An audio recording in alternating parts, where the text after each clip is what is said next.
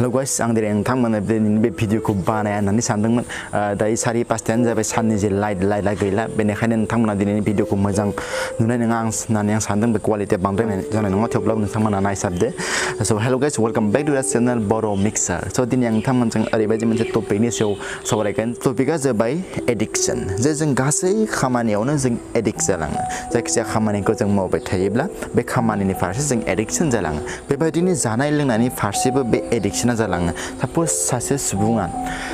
माब्लाबाबो बे जौ सेरेबखौ दांफेरामोन खिन्थु बियो बैसागुनि मुङाव बे जौ सेरेबखौ बियो साखिनायबाय बे जौखौ बियो लोंग्रोबाय स्टार्टिङाव लोंनानै बियो पुरा हल सप्तासे बे जौखौ बियो लोंबाय थाबाय जेब्लाबो लोंबाय थाबाय स' लोंबाय थानायनि उनाव बिनियाव मोनसे फिल फैगोन दे जौआ जोबोद मोजां बे जौखौ लोंबाय थानांसिगोन बेबायदि मोनसे फिला फैयो जे बेबायदिनो लोंनो लुबैनाय बेबायदिनो मोनसे एडिक्सना जालाङो जुदि मोनसे खामानिखौ जुदि कन्टिनिउवासलि जुदि सप्तानै जुदि मावबाय थायोब्ला बे खामानिनि फारसे मोनसे एडिक्सन जालाङो थिग जों बेबायदिनो गेलेनाय मोसानाय मुसुरनाय बायदिसिना जों जि खामानियानो जाया मानो जुदि कन्टिनिउवासलि मावबाय थायोब्ला बे खामानिनि फारसे मोनसे एडिक्सन जालाङो थिग आं नोंथांनाव मोनसे सोंथि सोंनो सानदों जे जों गासै खामानियावनो एडिक्सन जायो खिन्थु मोनसे खामानि बे खामानिया जाबाय फरायनाय जों फरायनायाव मानो एडिक्सन जायो अनलि 100नि मादाव 10% एडिक्सन जागोन खिन्थु 90% स्टुडेन्टआ बे एडिक्सना जाया दिनै आं नोंथांमोनदों जे फरायनायाव मानो एडिक्सन जाया बेनि सोमोन्दै आं नोंथांमोननो दिनैनि बे भिडिअनि गेजेरजों सावरायनो सानदों दा जोंनो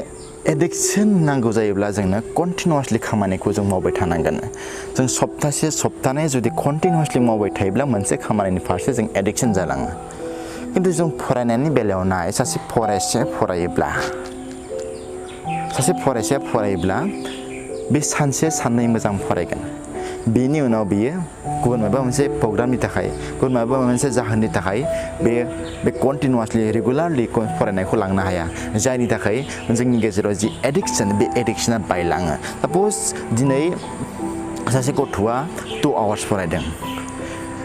गाबोन नेक्स्ट खालि 1 आवार नेक्स्ट खालि फरायासैयानो आरो बेनि अखानायै बे फरायफिननो बे कन्टिनिउवासलि सिगांनि जि लिमिट बे लिमिटआव लांफिननो हानाया जोबोद खस्थ' जायो जायनि जाहोनाव बे एडिक्सना बायलाङो स' आं नोंथांमोनजों बेखौनो बुंनो सानो जे स्पेसियेलि आङो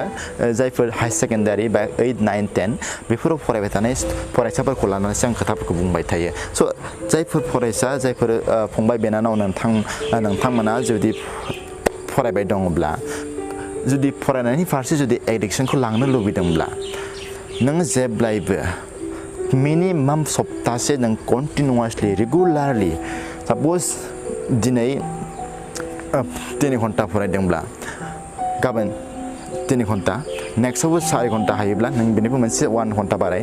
बेनि उनाव 5 घन्टा बेनि कन्टिनिउवासलि जोङो जुदि सप्तासे जुदि कन्टिनिउवासलि जों फरायनायखौ लाखिबाय थायोब्ला नोंनियाव मोनसे एडिक्सन हाबलाङो बे एडिक्सना जाबाय नों फरायनायनि फारसे नों एडिक्सना हाबलाङो जायनि थाखाय नों कन्टिनिउवासलि नों फरायबाय थानो गोसो जागोन खिन्थु जोंनि गेजेराव मा जायो बे एडिक्सनखौ जोङो सेफायना लायो जे जोङो सानसे साननै मोजां फरायबाय बेनि उनावबो मोनसे प्रग्रामनि थाखाय गुबुन मोनसे खामानियाव थांलायबाय आरो नेक्स्टआव जागायफिनोब्ला बेबायदि जुदि गेजेराव ब्रेक दोननानै